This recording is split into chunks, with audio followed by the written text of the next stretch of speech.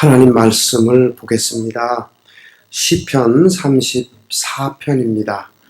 34편 6절로 10절까지 보겠습니다.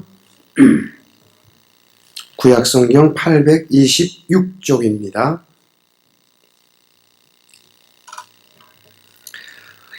6절 이 곤고한 자가 부르짖음에 여호와께서 들으시고 그의 모든 환난에서 구원하셨도다. 여호와의 천사가 주를 경외하는 자를 둘러 진치고 그들을 건지시는도다. 너희는 여호와의 선하심을 맛보아 알지어다. 그에게 피하는 자는 복이 있도다. 너희 성도들아 여호와를 경외하라. 그를 경외하는 자에게는 부족함이 없도다. 젊은 사자는 궁핍하여 줄일지라도 여호와를 찾는 자는 모든 좋은 것에 부족함이 없으리로다. 아멘. 잠시 기도하겠습니다. 선하심과 인자하심이 영원하신 아버지 하나님, 하나님께서 저희 인생들에게 행하신 그 놀라운 기적을 인하여 또 선하심을 인하여 인자하심을 인하여 하나님을 찬송하라고 말씀하셨습니다. 오늘 부활절을 맞이해서 죽은 자 가운데서 다시 살아나신 우리 주 예수 그리스도를 기념하면서 저희들이 하나님을 다시 한번 느끼고 체험하기를 원합니다. 이 시간 성령께서 친히 말씀하시고 저희 영혼을 새롭게 하사 하나님을 더 잘 알고 하나님을 공경하며 저희의 평생을 아버지께 드려서 하나님께 복을 얻고 생명을 얻는 복된 성도들이 다 될 수 있도록 축복하여 주시옵소서. 이 종의 입술을 통해서 아버지께서 말씀하여 주시고 저희에게 크신 은혜를 허락하여 주시옵소서. 우리를 죄악에서 구원하신 예수 그리스도의 공로 의지하여 간절히 기도하옵나이다. 아멘. 제가 우리 서 목사님을 특별하게 만나게 된 것은 40여 년 전에 장로회 신학대학에서 만났습니다. 그때는 너무나 젊을 때였고 그런데 저희 부모님이 하나님을 제가 신학대학을 갔지만은 불신자입니다. 그래서 제가 늘 그 사실이 애통해서 우리 부모님께 전도를 해왔는데 아들이라서 그런지 이게 잘 받아들여지지가 않아요. 그래서 그게 이제 기도 제목이 됐는데 제가 이제 같이 공부를 하면서 우리 서 목사님 그때 신학생이지 않습니까? 제가 특별히 부탁을 했습니다. 우리 부모님을 전도를 해야 되겠는데 우리 춘천까지 오셔서 한 며칠 같이 잠을 자면서 가정 부흥회를 좀 인도해 달라고 그런 부탁하기가 쉬운 거 아닙니다. 그죠? 예. 뭐 20대 초반 그런 나이에 제가 특별히 부탁을 했어요. 그만큼 제가 좀 가깝게 느껴졌고 아주 남다르게 제가 그런 우정 같은 걸 느꼈어요. 그래서 춘천까지 오셨습니다. 오셔서 참 며칠 이렇게 아침 저녁 같이 밥을 먹으면서 말씀을 증거를 해주셨습니다. 그 추억이 한 40여 년 지나도록 늘 마음속에 남아 있었습니다.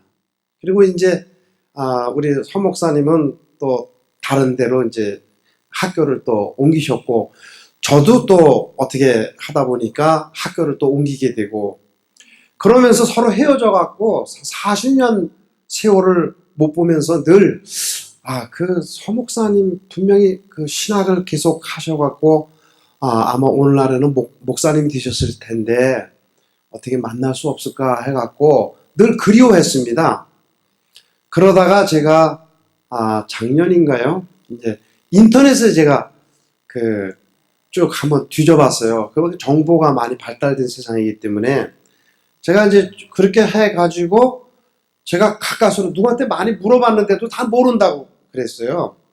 그래서 제가 인터넷에서 이렇게 찾다 보니까 정말 하나님이 이렇게 만나게 해주셔갖고 발견을 해서 제가 전화를 드렸어요. 그리고 제가 곧장 그때 이제 이거 성전을 건축할 때입니다. 그래서 제가 와서 40년 만에 얼굴을 뵙고 너무나 기쁘고 감격했습니다. 제가 왜 이런 얘기를 하느냐면, 우리 인생에서 누구를 만나느냐 하는 것이 그렇게 중요하더라고요. 사람도 이렇게 좋으신 우리 목사님을 만나니까 또 이렇게 많은 세월이 흘렀지만 지금 이 자리를 또 허락해 주셔서 말씀을 증거하는 이런 기쁨까지 이게 서로 나눌 수 있게 되지 않습니까? 또 여러분들을 또 만나게 됐고요.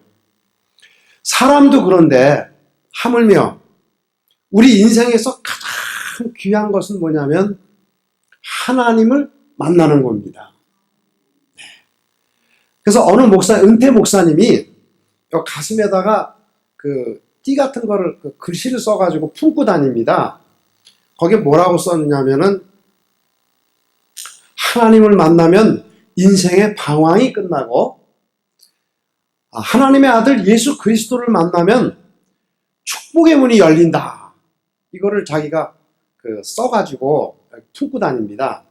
그 이유를 제가 물었더니 그런 말씀을 하셔요. 자기가 평생 하나님을 섬기고 설교를 하고 이제 은퇴를 했는데 그 결론이 바로 여기에 자기가 쓴 이 띠에 들어있다고 자기 생각이 돼서 이렇게 품고 다닌다는 겁니다. 하나님을 만나면 인생의 방황이 끝나고 축복의 문이 열린다. 그 말씀 정말입니다. 하나님은 절대 지존자입니다. 그 이상 높은 분이 없다는 것이죠. 하나님은 감히 누구하고 비교될 수 없는 가장 위대하시고 크신 분이고, 영원하신 하나님이십니다. 그래서 성경에서는 하나님에 대해서 많은 얘기를 합니다. 그분은 나의 소망이시고 나의 기쁨이시고 나의 피난처가 되시고 나의 구원의 뿔이 되시고 나의 소망이 되시고 나의 영광의 칼이 되시는 분이 하나님이시다. 그래, 그 하나님이 오시면 죽은 자도 살아나고 못 고칠 병이 없고 죽었던 자도 살아나고 없는 것을 있는 것처럼 불러내 주시고, 여러분, 우리가 없는 것을 있는 것처럼 불러낸다는 말을 이해할 수 있습니까? 이해 못해요. 어떻게 없는 데서 있는 것을 불러냅니까? 그건 하나님만이 하시는 거예요.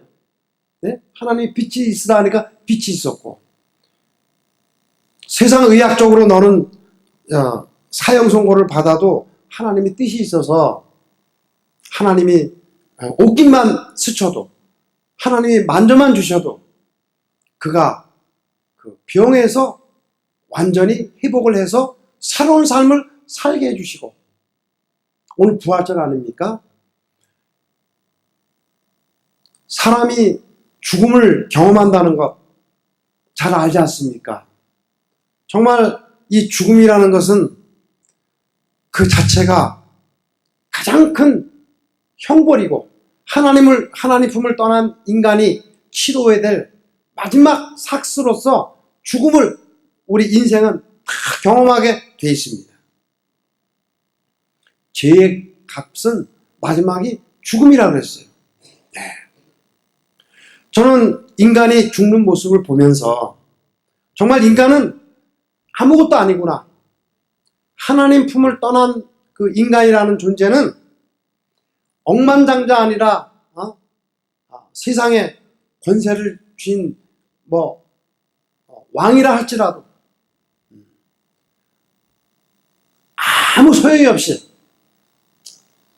한 줌의 흙으로 돌아가고야 마는 인생. 정말 죽음 앞에서 우리 인간은 허무하다고밖에는 얘기할 수 없습니다. 다 끝나는 겁니다. 이 세상이 끝나는 겁니다. 그런 인생에게 하나님이 오셔서 부활을 시켜주신다. 봄이 되면 그 죽은 것 같았던 풀들이 살아나지 않습니까? 그렇게 하나님이 영성체 부활로 우리 인생들이 죽었을 때에 그거를 하나님이 불러주셔서 다시금 신령한 몸의 부활로 살아나서 하나님이 예비하신 천국으로 우리를 안내해 주시고, 그래서 하나님과 함께 영원 무궁토록 떡을 먹으며 살 수 있는 복을 주시는 분, 그분이 하나님이시죠. 네. 오늘 부활절, 그 하나님을 기념하는 날입니다. 하나님이 행하시는 그 죽은 자 가운데서 생명을 주시는 그 하나님을 우리가 다시 한번 생각해 보는 날이에요. 네. 저는 이 부활에 대해서 정말 그 몸으로 체험을 했어요. 하나를 보면 열을 안다 그러잖아요. 네? 네. 하나를 보면 열을 알아요. 저는 그 하나님을 만나지 못했으면 지금 이 자리에 없어요. 죽어서 벌써 썩어서 흔적도 없어졌다 이거예요. 제가 2번을 죽음 문턱까지 갔었어요. 한 번은 그 2001년도에 그 뇌염이라고, 저는 옛날에 그 뇌염이라 그러면 그 모기가 이렇게 그 단순히 모기가 이렇게 전해준 어떤 병이다 이렇게 생각했어요. 그게 아니더라고요. 이 뇌염은 그 뇌에 염증이 나갖고 말하자면 그 불치가 될 수 있는 병인데, 제가 멀쩡하게 목회를 하다가 어느 날 갑자기 쓰러졌어요. 그 2001년도 그 1월 달이에요. 그냥 푹 쓰러졌는데 그 세브란스로 그 후송을 갔습니다. 그런데 MRI 그걸 4번을 촬영을 했는데,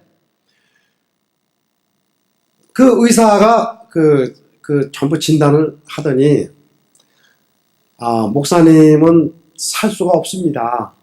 99.999 사망이래요. 네. 왜 그렇습니까? 그랬더니 정체불명의 바이러스가 뇌에 침투해가지고 그 바이러스가 다 파괴한 거예요. 그 병명이 뇌염입니다. 예. 그게 참 무서운 거더라고요. 예. 이유도 모른대요, 의사가. 정체불명의 바이러스가 어떻게 침범을 했는지 하여간 뇌를 다 파괴했다는 거예요. 원래 뇌는 한 번 망가지면 의학적으로 재생이라는 게 없어요. 그래서 그리고 이제 수술도 못 해요, 이거는. 예? 어떻게 손을 쓸 수가 없어요. 그래서 뇌가 망가지니까 숨도 못 쉬어요. 그래서 이제 그 숨 쉬는 기계를 큰 거 있어요. 그거를 이렇게 전 특별하게 이제 그 관리를 했는데, 그걸 그 기계를 대동을 해가지고 이제 기도 삭간을 해가지고 그 강제로 숨을 불어넣어주고 이제 그 닌게로 꽂아갖고 그 영양 주사 놓고, 나머지는 뭐 어떻게 손을 못 대는 거예요. 그래서 그 우리 안사람한테 이제 우리 가족한테 그러는 거예요.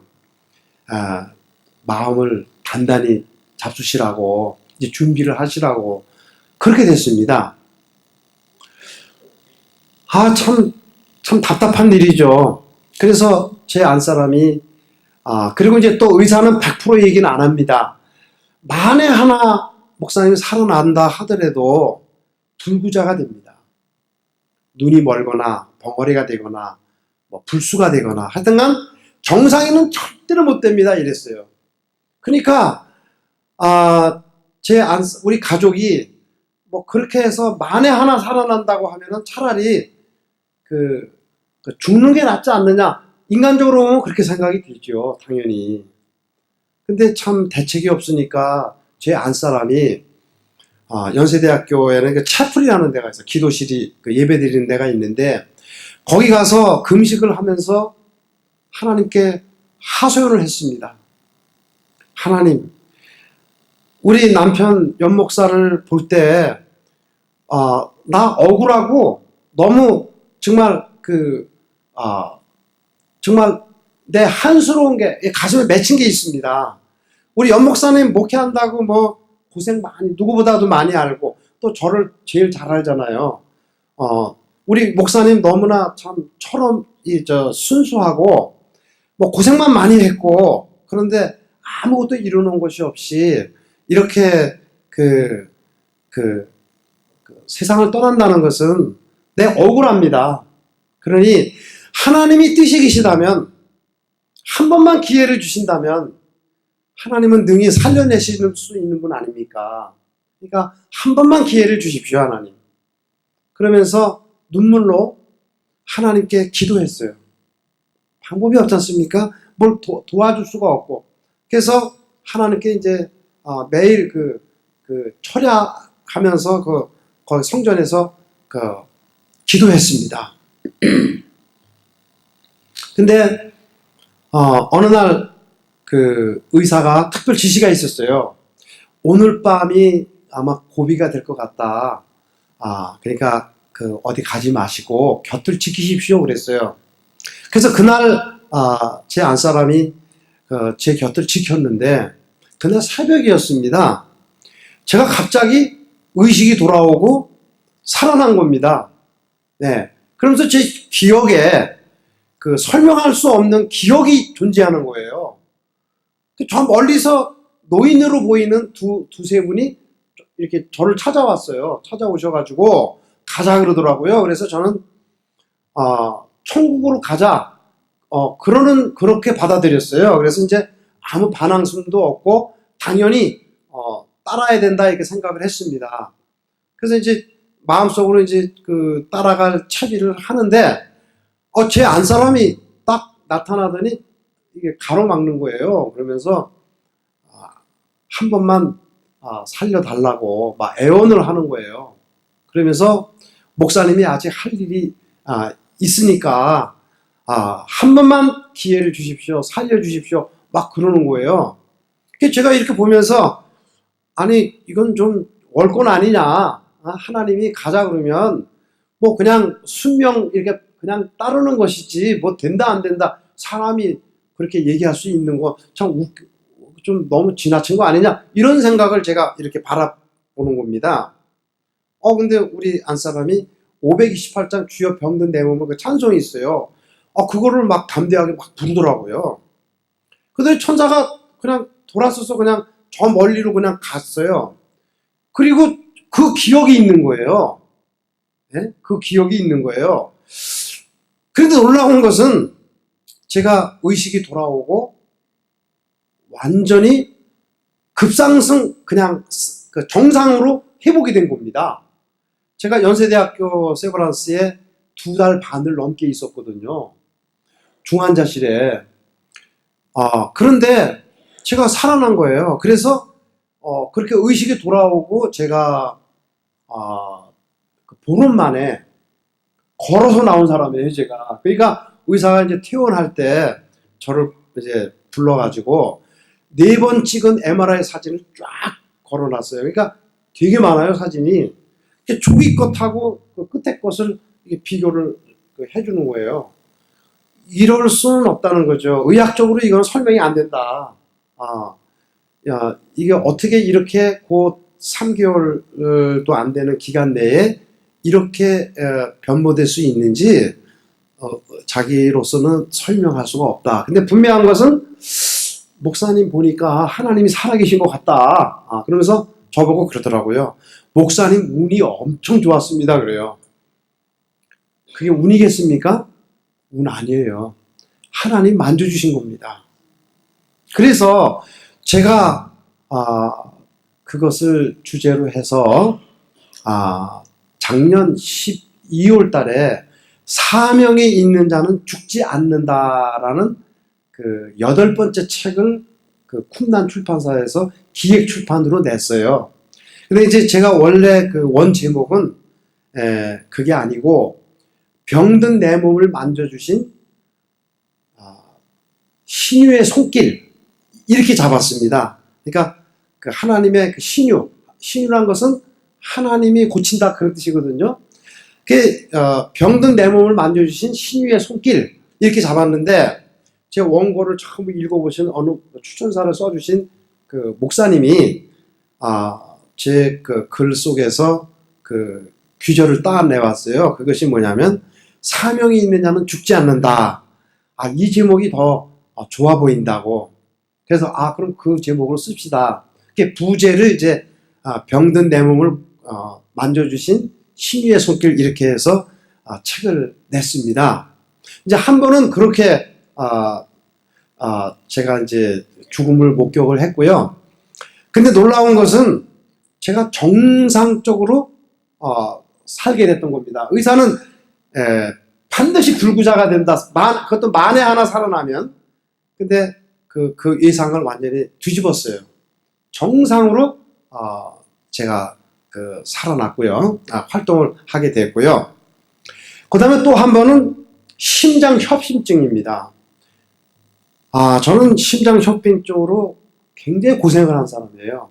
그 발병이 언제 났냐면 99년도에 발병이 됐어요. 저는 그 심장협심증 발병 이전에는 몸이 엄청 좋았습니다. 제가 건강했어요. 그래서 병원에 간다던가 약을 먹는 사람들을 보면 제가 좀 이상하게 생각했습니다. 왜 병에 걸릴까? 네? 저는 늘 그런 생각을 가졌어요. 그래서 제가 친구들한테 교만한 말을 했습니다.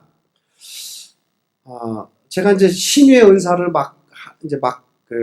이제 제가 아주 강력하게 느끼고 하나님께 기도할 때 제가 하나님께 그랬어요. 하나님, 나도 병을 죽을 병에 한번 걸려봤으면 좋겠습니다. 그러면 하나님이 나를 고쳐 살려주시면 내가 더 강력하게 주의 복음을 전할 수 있을 것 같습니다. 왜냐면 그런 사람도 많이 있잖아요. 그래서 제가 그런 기도를 하나님께 한 적이 있어요. 그 기도를 하나님이 들으셔서 그렇게 하셨는지는 모르지만 이 한순간에 진짜 40대 중반에 무너졌어요. 완전히 무너진 겁니다. 심장혈심증이 왔는데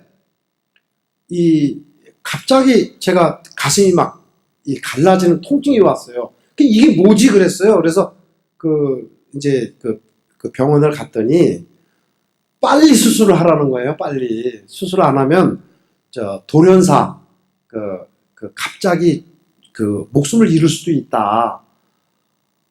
그게 참 난감하더라고요. 근데 이게 보통 심한 게 아니었어요. 이게 물건을 들지를 못했어요.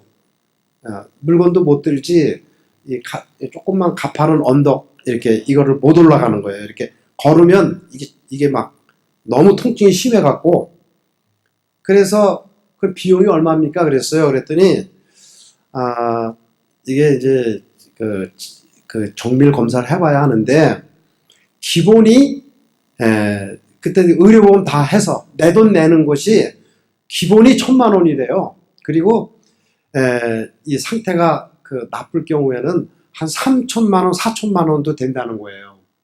그래서 제가 그 얘기를 딱 듣고 그때 제가 사람 잘못 만나갖고 빚을 많이 졌어요. 이게 사기를 맞아갖고 돈을 뺏겼어요. 그래가지고 아주 어려운 그 상황에 처해 있을 때인데 이게 심장병 수술을 하는데 또 그렇게 돈이 든다니 내가 진짜 낙심을 했습니다. 그래서 제가 그 병원에서 처방해 온 약을 쓰레기통에 집어넣었어요. 그리고 제가 그랬습니다. 하나님, 저 고쳐주세요. 하나님은 병도 고치시는 분이고 죽은 자도 살리시는 분이니까 내게 사명이 있다면 저를 고쳐서 써주시고, 사명이 여기서 없다면 넌 그만 살아라라고 하는 사인으로 제가 받아들이고 전 죽겠습니다 그랬어요. 그러니까 하나님 마음대로 하십시오. 그리고 이제 약을 버리고 완전히 끊어버린 거예요. 그리고 이제 그 기도하면서 이제 투병 생활이 들어간 거예요. 아, 아주 참 대책이 없더라고요. 그러니까 이제 제 소식을 들은 어떤 전혀 얼굴도 본 적이 없는 분인데, 그 엄집사라는 분이 서울 일원동에서 전화가 왔어요, 갑자기. 그래서 목사님 소식을 이렇게 해갖고 들었는데, 참, 목사님, 성령께서 목사님 수술비를 대주라는 어떤 그런 감동이 와가지고, 제가, 목사님 수술비를 얼마가 들었든 다 드릴 테니까, 빨리 수술 받으시고, 건강 회복해서 하나님을 하십시오. 그러는 거예요. 그러면서 한 가지 더 얘기를 해요. 자기 친오빠가 심장혈증으로 2년 전인가 세상을 떠났대요. 그것도 연세대학교 세브란스의 수술 대기자 명단에 이렇게 수술 환자들이 이렇게 많으니까 대기 상태에서 수술도 못 받고 그냥 갑자기 그게 딱 와갖고 이제 돌아가셨다는 거예요. 그러면서 자기 오빠가 교회 장로님이셨고, 성전 건축하는데도 굉장히 많은 일을 하셨고, 아주 하나님을 잘 공경했던 분인데, 우리 오빠도 그 병으로 세상을 떠났습니다. 그러는 거예요. 그러니까, 목사님이라고 예일 수 없습니다. 그러니, 빨리 수술하십시오. 그래요. 우리 오빠처럼 될 수 있다는 거죠.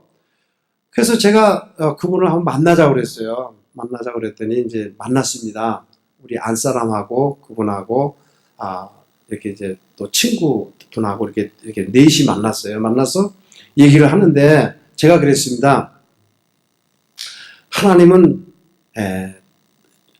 죽을 병도 고칠 수 있는 분이고 뜻이 있으면 하나님도 고치시니까 나 하나님께 맡기지 더 이상 의사한테 갖다 줄 돈은 없습니다.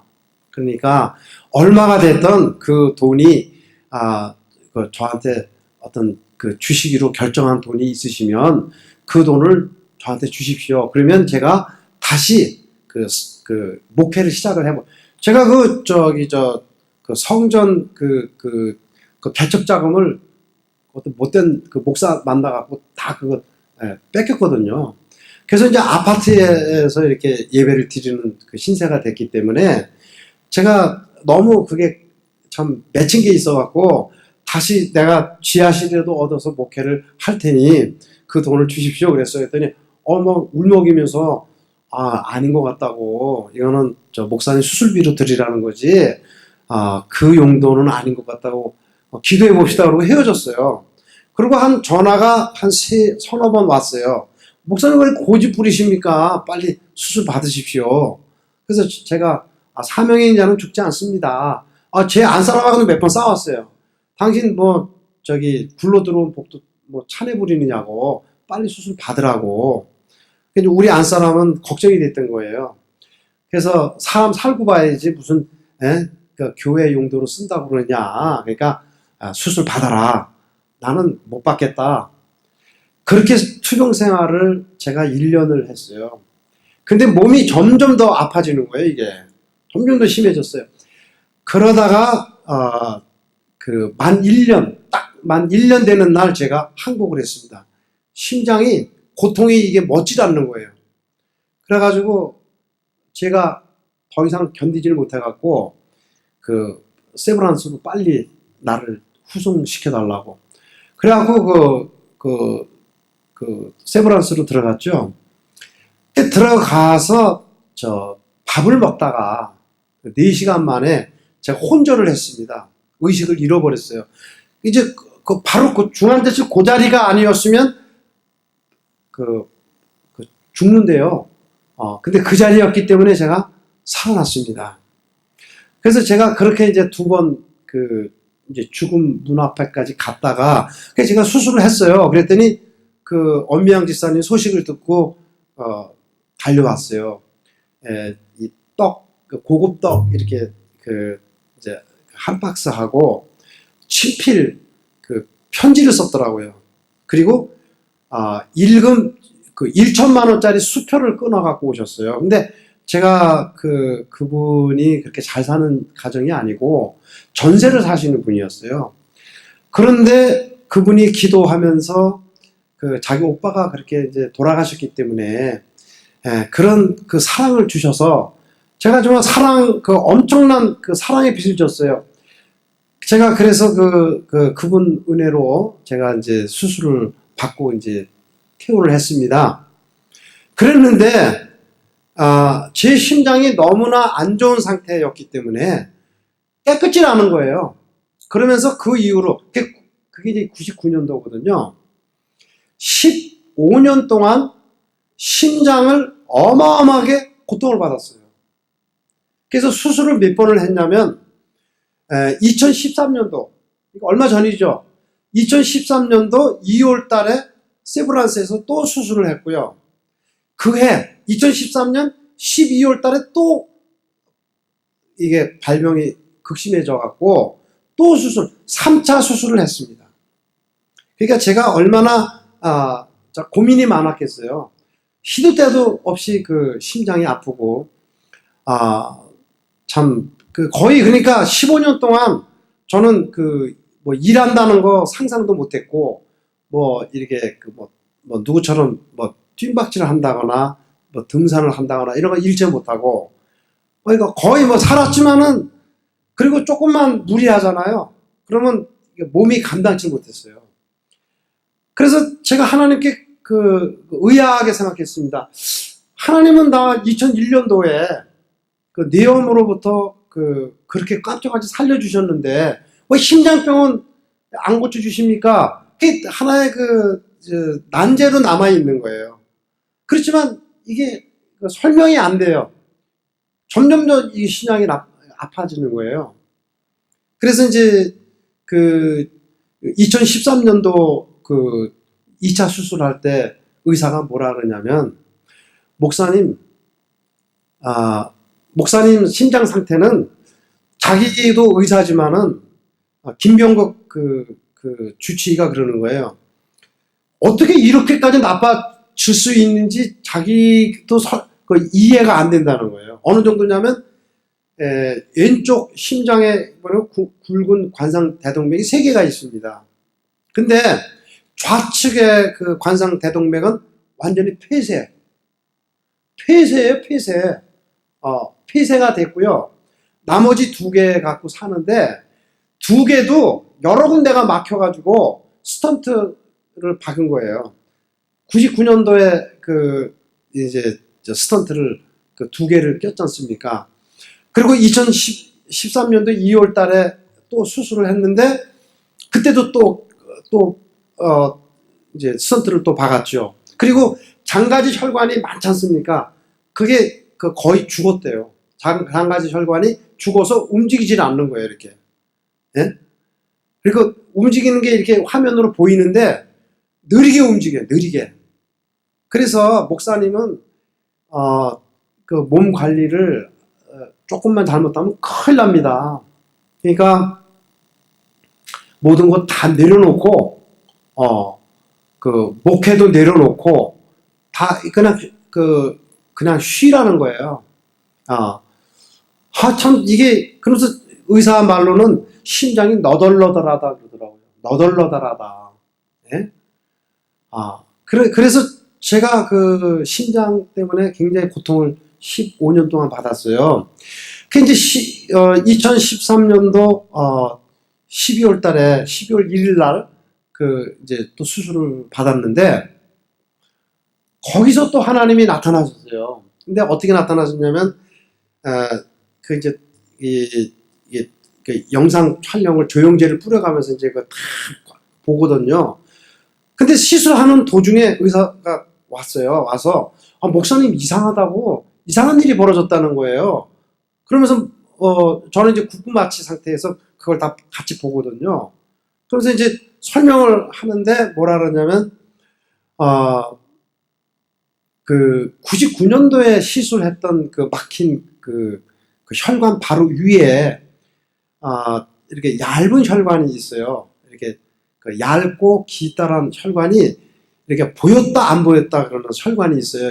이것도 굉장히 많이 막혀가지고 이렇게 못 쓰게 된 혈관인데 이쪽 화면을 보라고 이게 이렇게 지금 바뀌어져 있다는 거예요.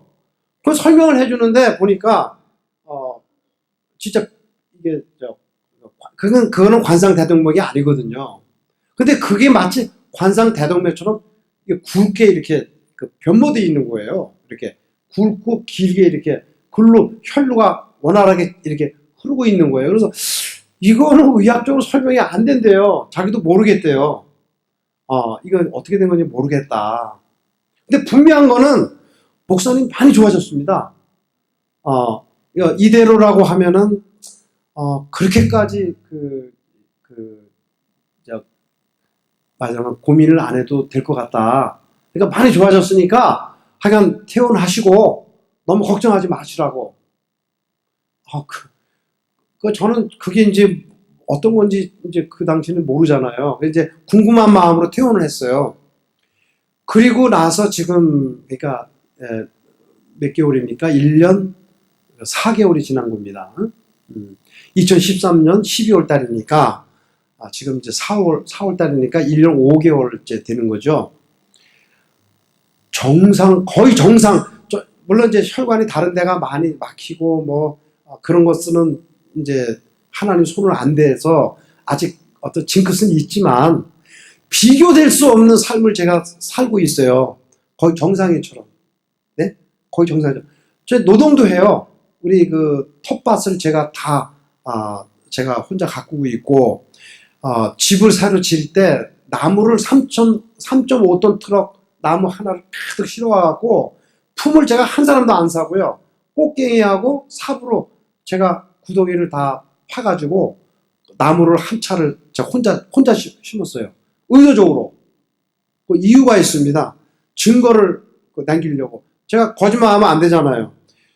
나 이렇게 하나님이 고쳐주셔서 새 삶을 살게 하셨다라는 거를 제가 설교하고 싶어갖고 진짜 몇 날 며칠 제가 그거를 혼자서 다 했습니다.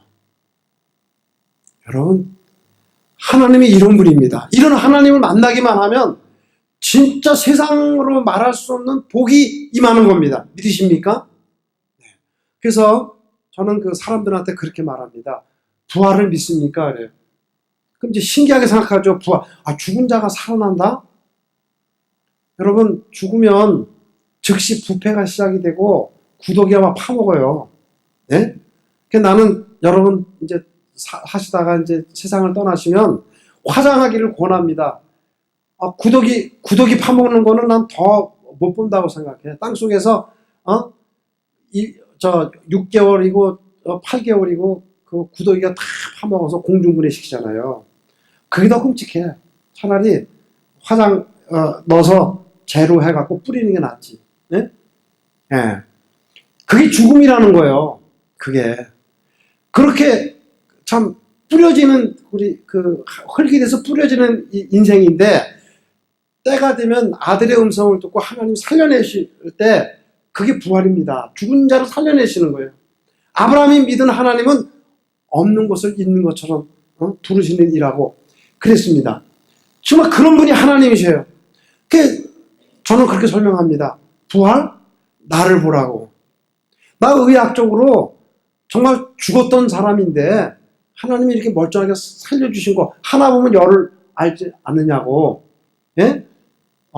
이거를 믿으면 부활도 믿을 수 있어. 하나님 말씀하셨으니까. 응? 예. 여러분, 정말 하나님을 만나면 인생의 방황이 끝납니다. 세상적인 그 조건에 의해서 행복하냐, 불행하냐, 불만이 있느냐, 없느냐, 사람들이 많이 말을 하는데, 그런 거 다 초월할 수 있습니다. 네? 저는 제가, 어찌됐든 간에 그런 투병 생활을 하면서도 저는 하나님 원망은 안 들더라고요. 왜? 아니, 구원받았잖아요. 이 죄가 있는 세상은 어차피 막히는 세상이야. 저는 그래서 죄라는 개념을요, 윤리도덕적인 그렇게 안 봅니다. 하나님을 떠난 상태, 떠나서 존재하는 상태, 그래서 하나님처럼 완벽하지 못한 상태, 연약에 쌓여서 있는 인간 실존 그 자체를 나는 죄라고 보는 사람이에요. 그래서 그 마음 속에 생각 속에 하나님이 없다고 하는 게 그게 악인이라 그랬죠. 우리 인간은요, 태어날 때부터 깜난하게 태어날 때부터 죄 아래 태어나서 죄 아래서 참 고생하다가 죄 아래서 죽는 게 인간이에요. 왜? 태어날 때부터 하나님 품을 떠나서 출생하잖아요. 그래서 이유 없어 갓난아기도 엄마 젖꼭지도 못 물어보고 죽는 사람들이 많고요. 예? 아무 죄도 없이 그냥 엮여서 같이 죽음을 맛보는 존재가 인간이에요. 세월호 참사 같은 거 보세요. 얼마나 비참한가. 예? 그 꽃다운 나이의 학생들이 줄줄이 엮여서 그렇게 그냥 수장되는 거 아닙니까? 특별히 뭘 잘못해서 그렇게 죽는 게 아니에요. 인간이 하나님 품을 떠나면 얼마나 아무것도 아니라는 거. 너희는 아무것도, nothing, 아무것도 아니라는 걸 보여주는 거예요, 인간이. 하나님과 연합되지 않는 한 너희들은 허물을 경험할 수밖에 없고 아무것도 아니라는 거. 너희들이 아무리 훌륭한 일을 하고 아무리 선행을 해도 그것 갖고 되지 않지 않느냐라는 것을 그냥 한눈에 죽음으로써 보여주는 거거든요. 저는 갈등하지 않습니다. 원래 세상에는 갈등이 있고 모순이 있고 부조리가 있고 억울함이 있고 어쩔 수 없습니다. 하나님 품을 떠나 있기 때문에 그래요.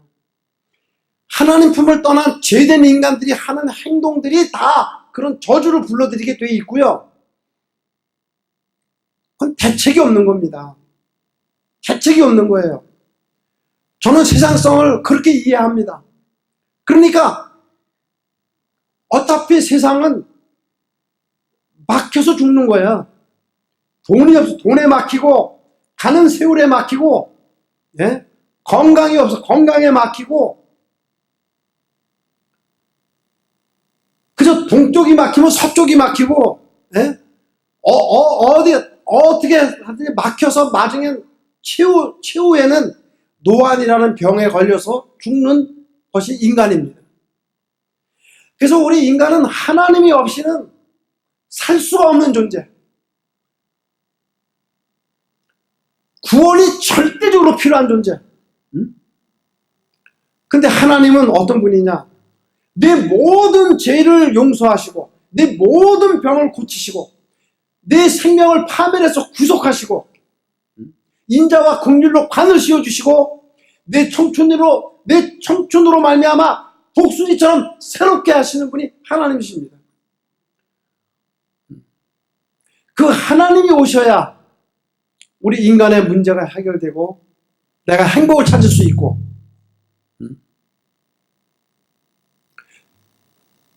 그래서 우리 하나님 섬기는 것은 종교생활이 아니에요. 밥은 굶을 수 있어도 하나님을 놓칠 수는 없는 거예요. 병에 걸려 내가 죽을지언정 하나님의 구원은 잃어버릴 수 없는. 근데 하나님 없이 사는 사람들은 무슨 하나 그게 이해가 안 돼요.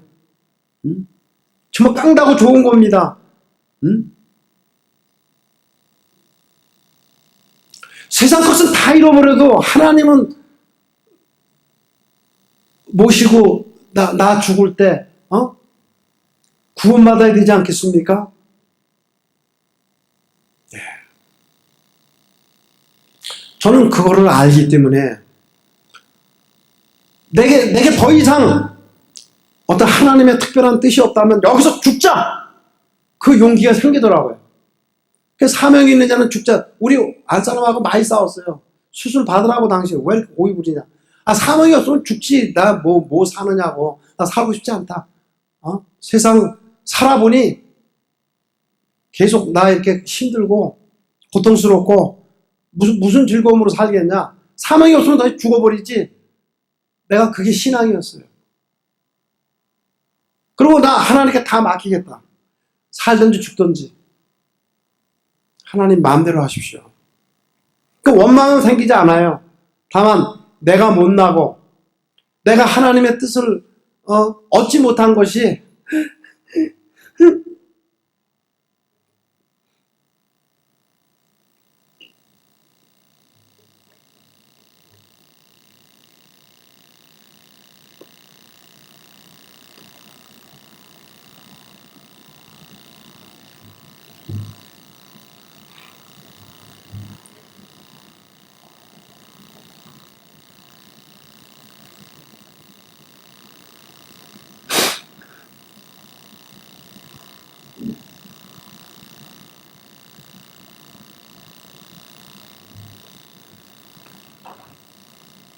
죄송합니다.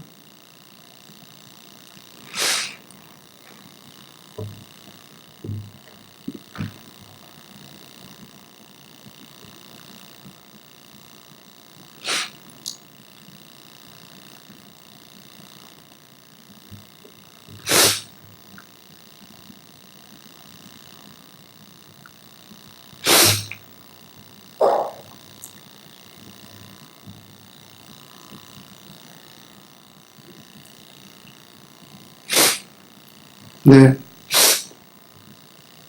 하나님이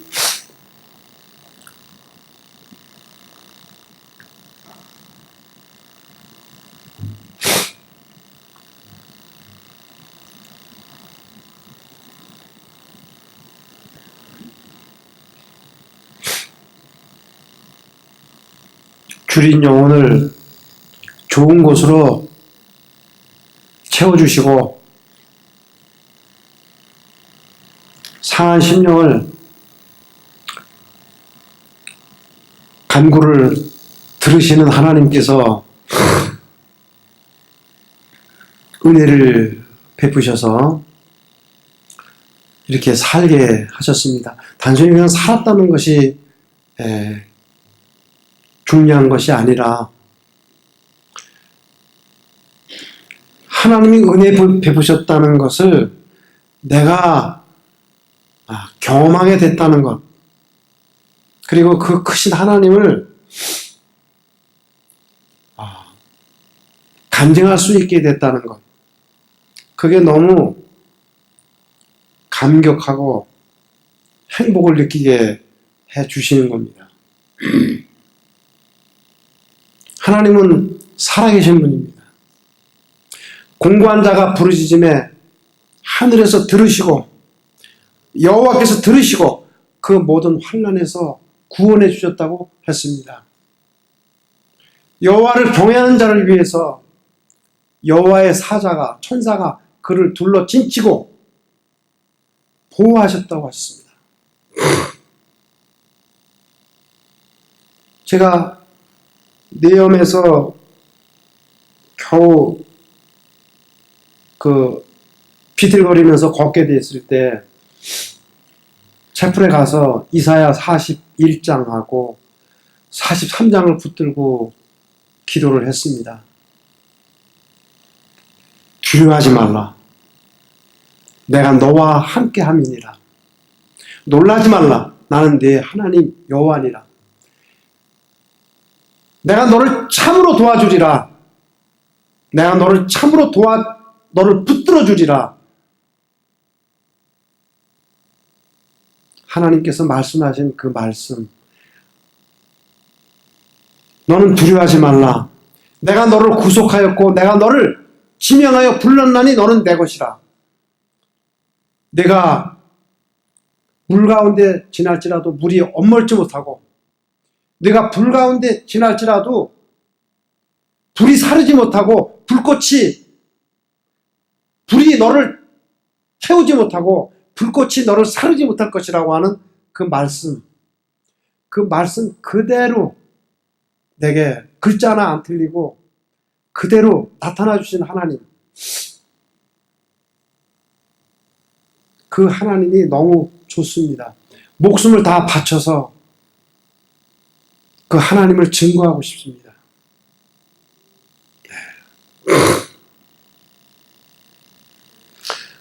제가 한 가지만 더, 조금 더 해도 되나요?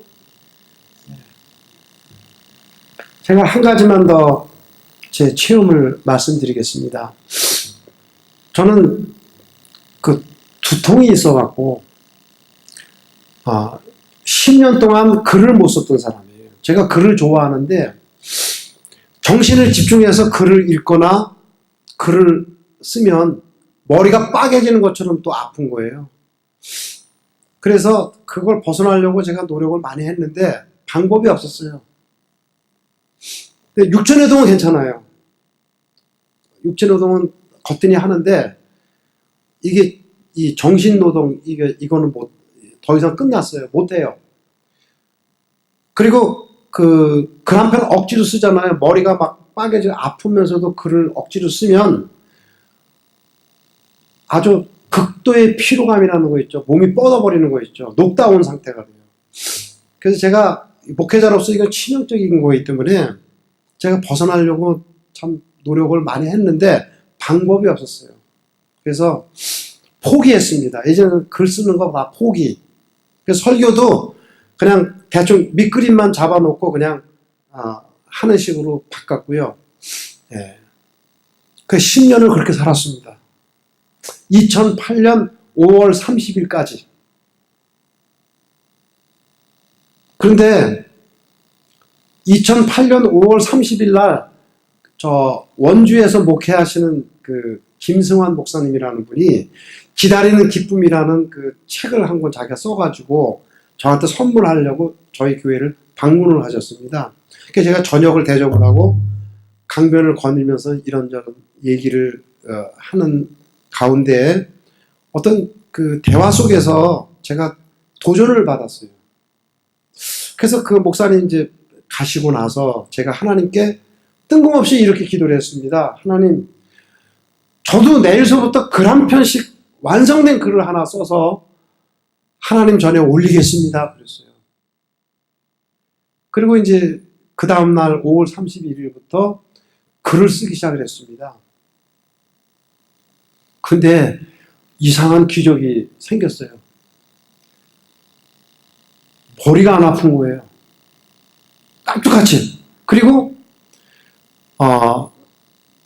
극도의 피로감도 싹 사라진 거예요. 너무 이상해가지고 일주일 내내 글을 썼어요. 그런데 완전히 그 새 몸이 된 거예요. 그래서 제가 하나님이 나를 또 만져주셨구나. 그래서 그 해에 2008년 5월 31일부터 12월 31일까지 200일이 조금 넘어요. 200편이 넘는 글을 썼습니다. 제가 책을 내려고 쓴 게 아니에요. 그 글을 써갖고 메일로다가 은혜를 같이 나누려고 독자들한테 글을 보내기 시작을 했어요. 1200명한테 제가 막 뺏겼어요. 막 주소로 뺏기고 막 해가지고 한 1000명 정도 만들어갖고 매일 글을 보냈어요. 매일. 근데 글 한 편 쓰려면 몇 시간 걸리느냐? 보통 8시간, 10시간이 걸려요. 저 집중해서 진짜 아주 그냥 화장실만 밥도 굶으면서 쓴 글이 많아요. 그리고 어떤 글은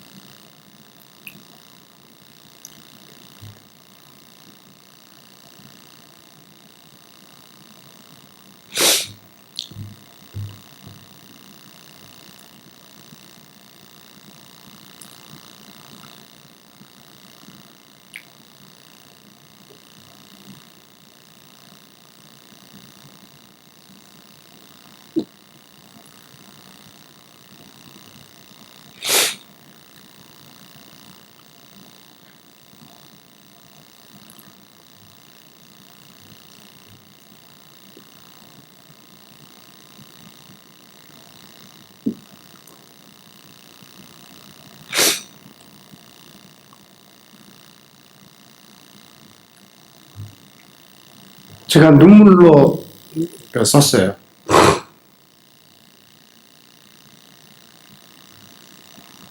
하여튼간 제가 그 글을 불성실하게 썼다 안 썼다 그러면 다시 벌 받아갖고 다시 아플까봐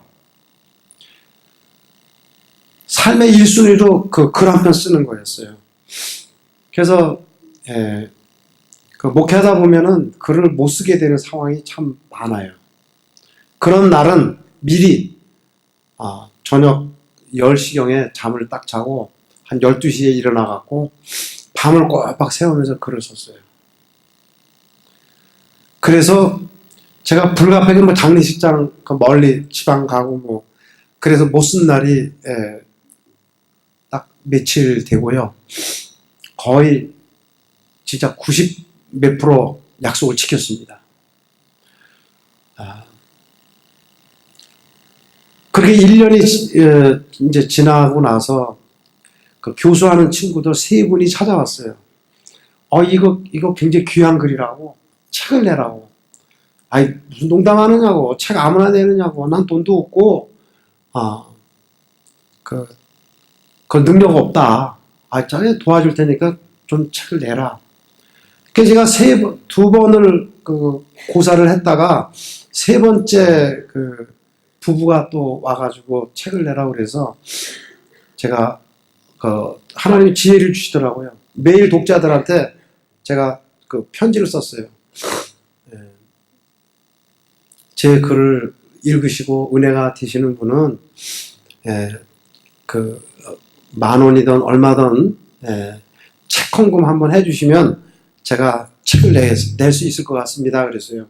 그랬더니 4개월 동안 조각돈이 들어왔어요. 제 온라인 통장으로. 얼마가 들어왔냐면 1130만 8210원이 들어왔어요. 기적 같은 돈이에요, 이거는. 그래서 제 1권이 이제 나왔는데 제가 그 원고를 그 메일 독자들한테 다 보냈어요. 통째로. 그리고 제목을 정해달라 그랬어요. 그랬더니 딱 한 분이 다 읽어보고 그 편지가 왔는데 한입 가득 배우면 레마라고 이름을 책 제목을 정하십시오 그래요. 그러면서 그 제목의 근거가 되는 것을 제 책에서 발췌를 쫙 페이지 어디 쭉 해가지고 이제 근거를 남겼어요. 그러면서 왜 그러냐? 하나님이라는 분은 설명을 해서 알 수 없는 게 아니냐. 체험으로 아는 것이 신앙 아니냐. 그러니까 오늘 이 본문에 보니까 너희는 여호와의 선하심을 맛보아 알지어다. 그에게 피하는 자는 복이 있도다. 너희 성도들아 여호와를 경외하라. 그를 경외하는 자에게는 부족함이 없도다. 하나님의 선하심을 맛보아 알라. 그 맛이라고 했지 않느냐. 그러니까 한입 가득 비우면 레마. 레마라는 것은요. 히라버에 하나님의 말씀을 번역한 그 원어입니다. 하나님의 말씀은 히라버로 2가지가 있어요. 하나는 로고스가 있고요. 하나는 레마입니다. 로고스는 객관적으로 존재하시는 하나님을 지칭할 때 로고스라고 했어요. 태초에 말씀이 계시니라. 이 말씀이 곧 하나님이시라 할 때 번역은요. 로고스로 썼어요. 그런데 하나님의 말씀이 내 영혼에 와갖고 내 믿음이 될 때 내가 믿고 내가 그 말씀을 먹어서 내 영혼의 양식이 되고 내 살과 피가 돼서 내 믿음이 됐을 때를 그 성경에서 문맥에서 그렇게 용도로 쓰일 때는 레마로 성경 기자가 썼다 이 말이에요. 하나님의 말씀이라는 말을 레마로 썼다 이 말이에요. 그러니까 그 에스겔서 3장 3절에 보면 천사가 입을 벌려라. 에스겔 선지자한테 그 두루마기를 이렇게 주니까 그걸 먹으니까 입에서는 달고 배에서는 창자에서는 쓰더라 그랬어요. 또 반면섬에 유배된 그 사도 요한에게 천사가 나타나서 똑같이 그 두루마기를 주니까 먹어서 입에서는 달고 배에서는 쓰다 그랬습니다. 그러니까 하나님 말씀을 먹는 거예요. 영혼이 먹는 거예요. 사과를 설명을 아무리 잘해도 설명 갖고는 사과 맛 절대로 몰라요. 그죠? 한 입 깨물어 먹어보면 그냥 아는 겁니다. 아, 이게 사과 맛이구나. 그냥 아는 거예요. 그러니까 한 입 가득 배우면 사과를 연상하라 이 말이지. 그래서 조금 먹지 말고 가득 먹어라. 그래서 하나님 말씀을 먹으라 이런 제목이 좋아 보인다. 그래서 오케이 그걸로 합시다 그랬어요. 그분이 누구냐면 저 부천에서 그 의사 개업해갖고 지금 의사 생활 하시는 분이에요. 그래서 제가 그분 찾아뵙고 감사 인사를 했습니다. 예. 여러분, 우리가 하나님을 섬기는 것은 하나님을 맛보아 아는 생활입니다. 네. 체험적인 생활, 그걸 이제 성경에서는 성령 받으라 뭐 이렇게 표현을 하는 거죠. 네. 성령께서 오셔서 믿음을 주시고 우리 하나님 만나면 죽음에 대한 두려움도 사라지고 네? 기쁘게 생활할 수 있어요. 신앙생활을. 그리고 어떤 환난, 시련이 와도 하나님 의지하고 다 헤쳐나갈 수 있는 지혜를 주시고 은혜를 주셔요. 문제는 중요한 게 있어요. 하나님의 마음을 사야 됩니다. 신앙생활은 그냥 거치대로 하면 망하는 거예요. 하나님 마음을 사야 됩니다. 그래서 하나님의 은혜를 입어야 돼요. 그러니까 진실이 통하지 않으면 안 되는 자리가 여기입니다.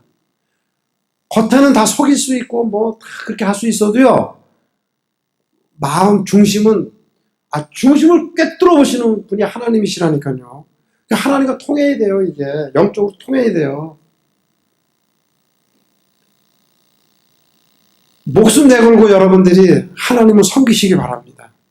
여러분들이 행복해지십니다. 삶을 얻고 행복을 얻습니다.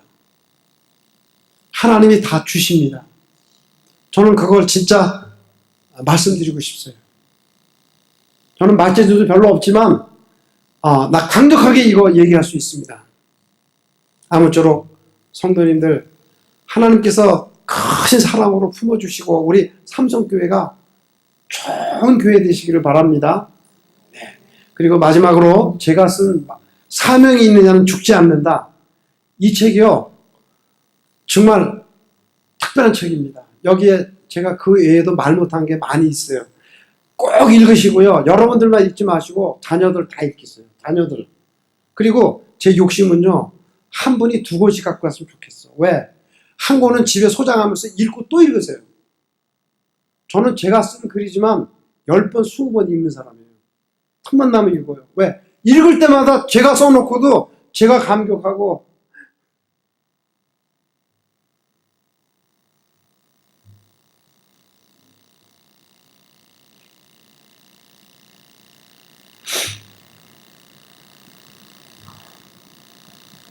제가 힘을 얻기 때문에 꼭 한 권은 소장하시고 자녀분들 다 읽히세요. 그러면 진짜 이 책을요 낮아진 마음으로 읽기만 하면 하나님을 만나게 될 거예요. 읽으세요. 그리고 한 권은요 이웃에 전도하세요. 이 책을 여러분들이 다 설교할 수 없잖아요. 이 책을 잘 그냥 이 책 꼭 읽어봐라. 점심에라도 한 권 사주면서 이 책 꼭 읽어봐라. 그렇게 전도하세요. 그렇게. 아니 하나님이라 하는데 점심 한 그릇 대접할 수 없습니까? 그거 가짜야 그거. 그렇게 할 수 없는 사람은 아직 하나님 못 만난 사람이에요. 네? 그래서 여러분들이 꼭 전도하고 싶은 사람 아주 작정해서 가서 설명하면서 이 책 꼭 읽어봐라. 여기는 진짜 희한한 내용이 있다. 그렇게 해서 전도하세요, 전도. 저는요, 이 책, 저는 지금 우리 안사람이 이제 교사로 있어요. 우리 안사람 월급 타오면 내가 강제로 뺏어갖고 책을 출판을 해갖고 막 나눠줘요. 그리고 은혜 받으신 분들이 헌금해주면 그거 갖고 하는데 맨날 적자요, 맨날. 그래도 나는 기쁨으로 그거 해요. 예. 하나님이 그것 때문에 나 살려줬다고.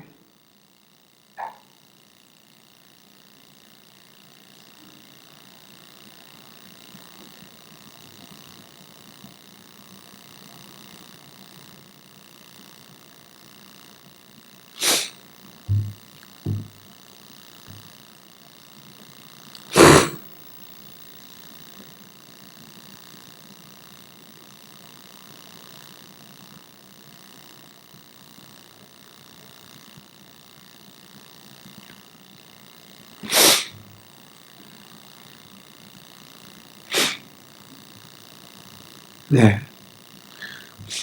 저를 위해서 기도해 주십시오. 네. 부탁합니다. 기도하겠습니다.